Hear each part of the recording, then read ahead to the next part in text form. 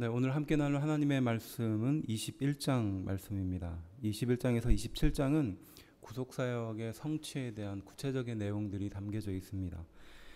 먼저 1절부터 11절까지는 예루살렘에 입성하시는 장면이 등장하고요. 그 다음에 성전 청결하는 장면, 그 다음 12절부터 18절, 그 다음에 무화과 나무를 저주하시는 장면이 18절부터 22절까지 등장합니다. 그리고 예수님의 권위에 대한 논쟁이 23절부터 32절까지 등장하고요. 마지막으로 포도원 농부에 대한 비유가 33절부터 46절까지 이어집니다. 우리가 여기서 특별히 기억해야 될 것은 첫째 날, 둘째 날, 셋째 날에 그 예수님께서 행적이 여기에 기록되어 있는데요. 첫째 날이 예루살렘 입성하는 장면이고요. 그다음에 둘째 날이 성전을 청결하게 하는 그 장면이고, 마지막 세 번째가 무화과 나무를 저주하는 장면이 세 번째 날입니다. 6월절 6일 전에 예루살렘 성밖 베다니에 도착을 하고 또 마리아 기름 부음이 있고요. 그 다음에 하루 정도 지나고 난 다음날 예수님께서 입성하십니다. 요한복음 12장 1절부터 12절이 조금 더 구체적으로 언급하고 있고요.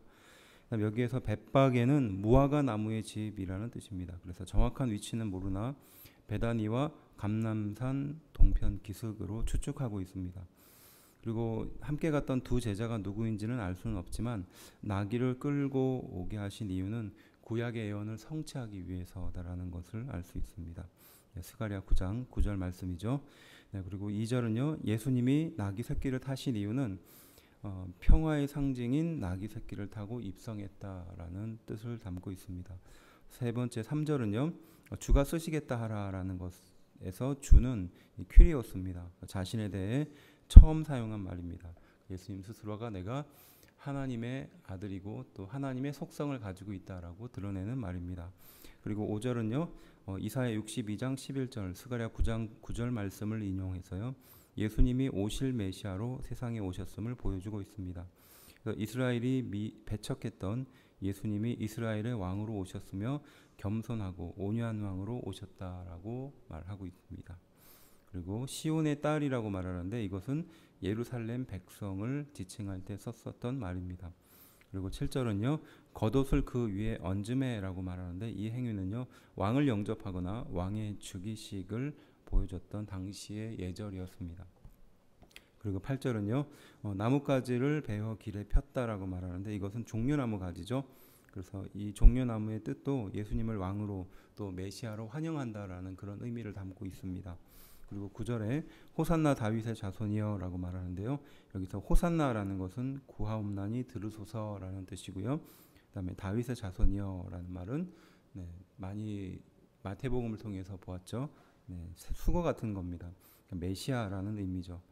그래서 주의 이름으로 오시는 이여라고 또 말하고 있는데 이것은 시편 118편 26절을 인용했습니다. 예루살렘을 찾아오는 순례자들에게 했던 말이었지만 하나님의 보냄받은 메시아라는 것을 보여주는 말입니다.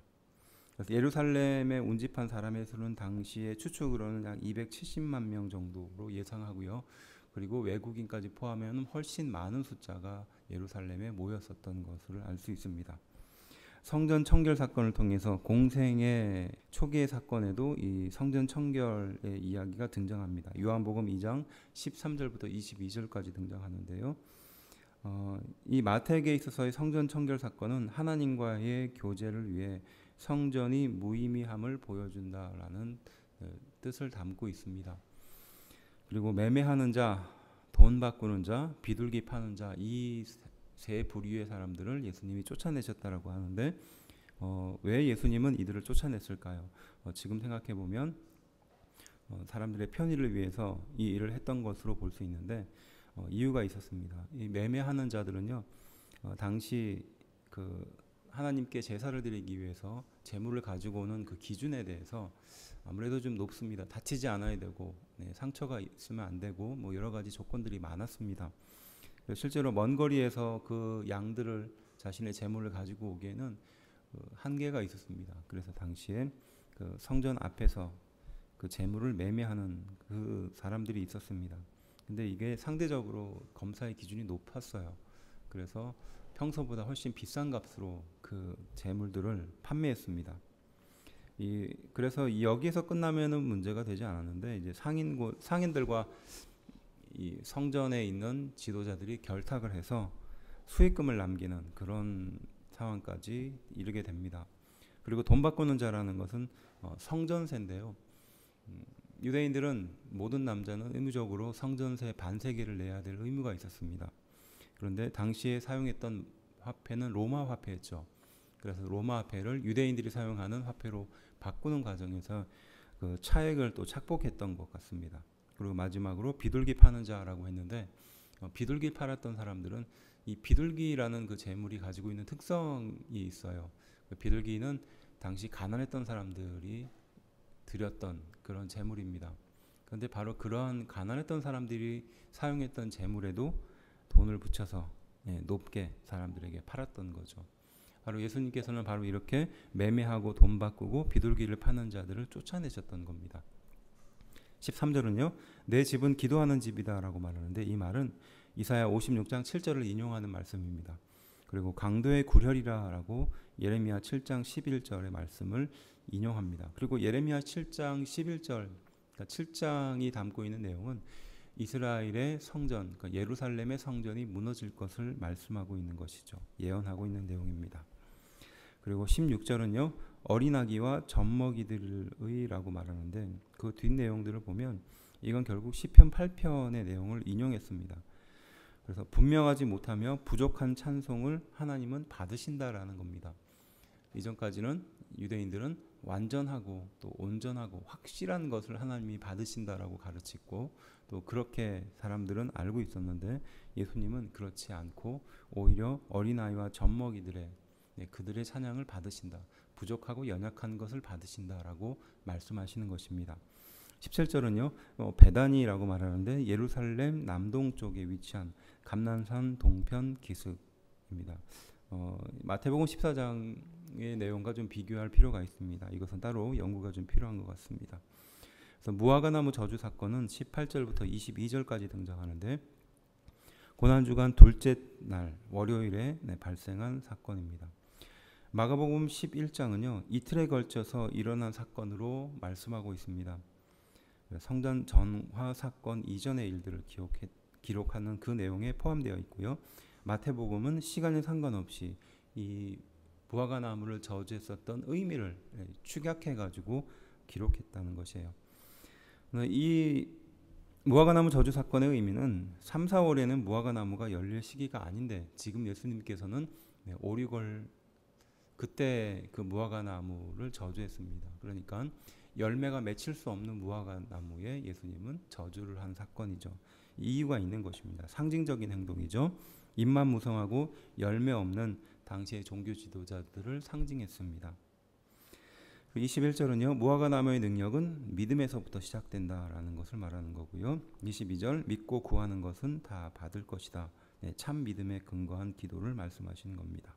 그리고 권위에 대한 논쟁이 23절부터 27절 등장합니다. 화요일 성전에서 가르치실세라고 말하는데 바로 다음 날을 말하는 거고요. 그리고 산헤드린 공유의 질문이 있습니다. 마가복음 11장 27절을 비교하면 좋을 것 같습니다. 23절은요. 권위에 대해서 말하는데 예수님의 권위를 무너뜨리기 위해서 이들이 찾아옵니다. 그리고 이들은 양쪽의 함정을 파고 예수님께 갔던 거죠. 메시아를 기대했던 백성들을 실망하게 하거나 혹은 신성모독 이 두 가지의 함정에 다 빠지도록 함정을 파고 예수님께 갔던 겁니다. 25절은요. 하늘로서라고 말하는데 이것은 하나님에게로서 또 말하는 거죠. 사람에게로라고 말하는 것은 거짓 계시, 잘못된 가르침을 말하는 겁니다. 만일 세례 요한의 세례가 하늘로부터 온 것이면 그들이 요한을 죽인 일은 하나님의 뜻을 저버리는 것이다라고, 그리고 반대로 세례 요한의 세례가 사람의 것이라고 말 못했던 것은 이스라엘 백성이 세례 요한을 하나님의 보내신 선지자로 믿고 있었기 때문입니다. 그래서 26절에 그 백성들이 무섭다라고 그 종교 지도자들이 말하고 있는 내용이 나오는데요. 바로 예수님께서는 그들의 양쪽의 함정을 다 피하시고 더 능력 있는 대답을 하시는 겁니다. 27절은요. 우리가 알지 못하노라라고 말하는데 이것은 구체적인 대답을 회피하는 겁니다. 예수님의 이 말씀에 그들이 구체적인 대답을 회피하고 도망갔다는 것입니다. 그리고 두 아들의 비유가 28절부터 32절에 등장하는데요. 이것은 앞선 내용들을 보다 강조하는 그런 내용의 비유입니다. 한 사람은 하나님이고요. 맏아들은 지도자들을 말하는 겁니다. 그리고 둘째 아들은 당시 죄인이라고 지칭하는 세리와 창녀와 죄인들을 말하는 것입니다. 그래서 맏아들은 가겠다라고 말하고 가지 않았던 거고요. 그 다음에 둘째 아들은 안 가겠다고 말했지만 결국은 가는 겁니다. 31절은요. 누가 아비의 뜻대로 하였느냐라고 말하는 것은 종교 지도자들의 이면을 보여주는 예입니다. 그러니까 너희보다 먼저 하나님 나라에 들어갈 것이다 라고 말하는 것이죠. 32절은요. 요한이 의의 도로 너희에게 왔거늘 이라고 말하는 것은 요한이 하나님의 뜻을 온전히 행하였으나 라는 것을 말하는 것이죠. 그리고 포도원 농부의 비유는 33절부터 46절까지 나오고요. 하나님을 대적한 적극적인 죄를 지적하는 겁니다. 그에 비해서 앞선 두 아들의 비유는 불순종의 소극적 면을 비유하고 있는 것입니다. 33절은요. 포도원 산울타리, 즉 짜는 틀, 망대 이것들을 말씀하시면서 이 포도원을 관리하고 지키기 위한 것들을 말하는 겁니다. 농부들에게 새도 주었다라는 것은 유대인 종교 지도자들이 말씀을 바르게 가르쳐야 할 의무가 있다는 것을 말하는 것입니다. 그러니까 포도원 산울타리, 집 짜는 틀, 망대라는 것은 그것을 온전하게 소유할 수 있도록 하나님께서 맡겨주셨다라는 의미죠. 그런데 그 맡겨주신 것을 유대인들은 제대로 사용하지 않았다라는 말씀입니다. 36절은요. 처음보다 많이 보내니라고 말하는데요. 이것은 더 많은 사람들을 더 많은 종들을 보냈다라는 의미입니다. 이것은 당시에 더 많은 선지자 또 확실한 하나님의 말씀을 미리 전했음에도 불구하고 그들의 말씀을 배척하고 믿지 않았던 그 지도자들의 죄를 지적하는 내용입니다. 41절은요. 실과를 바칠 만한 다른 농부라고 말하는데 복음의 열매를 맺기에 합당한 이방인에게 바로 이 바톤이 넘어가게 된다라는 말씀입니다. 42절은요. 건축자들이 버린 돌이 모퉁이의 머릿돌이 되었나니 라고 말하는데 이건 시편 118편 22절을 인용하는 말씀입니다. 건물을 짓는 데 가장 핵심이 되는 돌이죠. 모퉁이의 머릿돌입니다. 그러니까 양쪽 코너, 그러니까 네 곳에 건물의 네 곳에 가장 중심이 되고 무게가 쏠리는 그 코너를 말하는 것입니다. 바로 예수님께서 그러한 모퉁이의 머릿돌이 되신다라고 말씀하십니다. 그리고 44절은요. 이 돌 위에 떨어지는 자는 깨지겠고라고 말하는데요. 이것은 생명의 산돌이신 예수 그리스도를 배척한 자에게 임할 하나님의 진노, 심판을 말하는 겁니다. 그리고 돌 위에 떨어지는 자라는 것은 그리스도를 정치적인 메시아로 오해해서 실망하여 떠난 자들을 비유하는 말입니다. 이 44절은 좀 더 깊게 살펴볼 필요가 있고 또 연구할 필요가 있는 구절입니다.